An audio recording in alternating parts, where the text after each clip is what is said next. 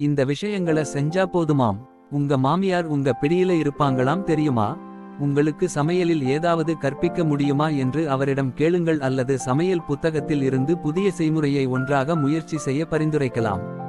திருமணத்திற்கு பின்பு ஒரு பெண்ணுக்கு கணவன், மாமியார் மற்றும் மாமனார் உறவு மிகவும் முக்கியமானதாக மாறுகிறது.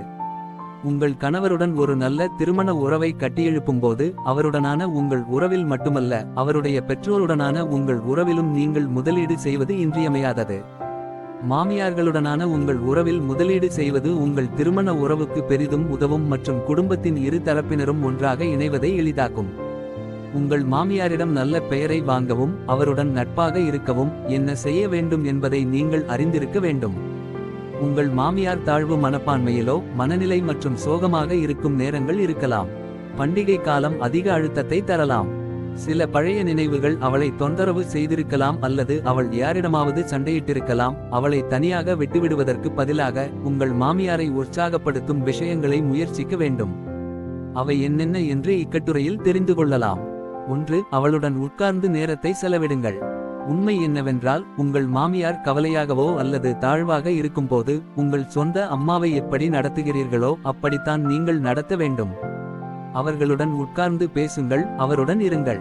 வேலை செய்ய வேண்டியிருந்தாலும் மடிக்கணினியை எடுத்து அவள் அருகில் உட்கார்ந்து பேசிக்கொண்டே வேலை செய்யுங்கள். நீங்கள் எப்போதும் அவளுடன் உரையாடலாம். நீங்கள் அங்கு இருக்கும்போது என்ன செய்வது என்று உங்களுக்கு தெரியும். 2. அவளுடன் ஒரு புதிய உணவை சமைக்க முயற்சிக்கவும். உங்கள் மாமியார் சமைக்க விரும்பினால் அவரிடம் நீங்கள் சமையலை கற்றுக்கொள்ளுங்கள்.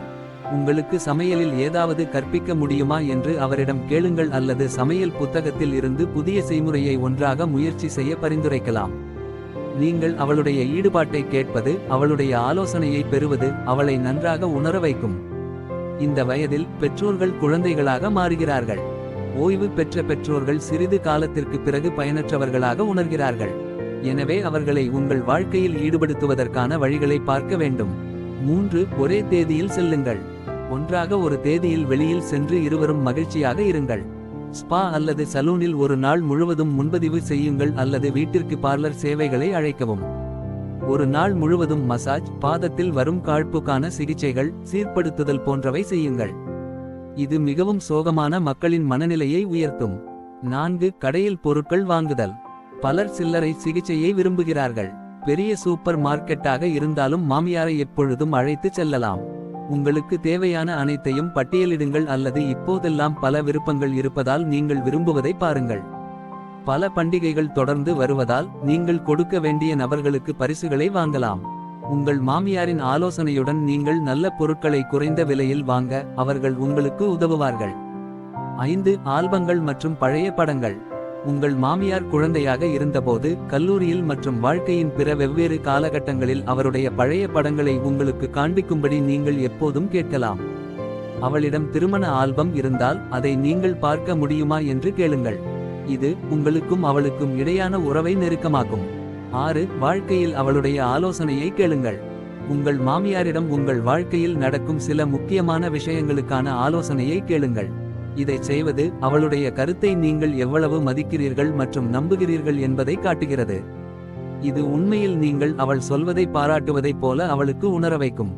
மேலும், ஒரு மாமியார் தனது வருங்கால மருமகளை அறிந்திருப்பதை விட சிறந்தது எதுவுமில்லை. உண்மையில் முக்கியமான விஷயங்களில் அவளுடைய கருத்துக்களை அறிய அவரிடம் மனம் விட்டு பேசுங்கள். 7. பரிசுகளை கொடுங்கள். ஒரு நிகழ்வு, இரவு உணவு அல்லது சாதாரண வருகையின் போது பரிசுகளை கொடுக்கலாம். உங்கள் மாமியாருக்கு தேவைப்படும் பொருட்கள், சேலை மற்றும் கண்ணாடி போன்றவற்றை நீங்கள் வாங்கி கொடுக்கலாம். எந்த அளவுக்கு தனிப்பட்ட பரிசை வழங்குகிறீர்களோ அவ்வளவு சிறப்பாக அவர்களை நீங்கள் உணர வைக்க முடியும். இது உங்கள் இருவருக்குள்ளான உறவை பலப்படுத்துகிறது.